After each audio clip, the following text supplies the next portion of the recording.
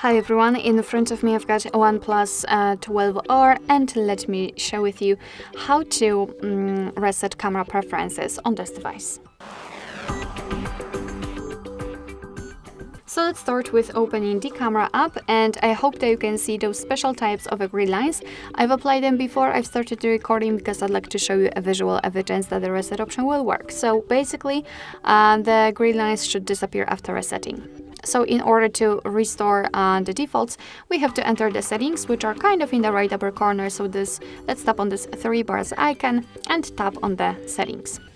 Now we have to scroll down to the very bottom to find restore defaults and tap on restore defaults. As you can see, we are still here in the settings, and it seems like nothing happened, but let's go back to the camera. And as you can see, the green lines are not visible, which means that we just successfully reset all camera preferences and customization. Alright, so that will be all. Thank you so much for watching. I hope that this video was helpful, and if it was, please hit the subscribe button and leave the thumbs up.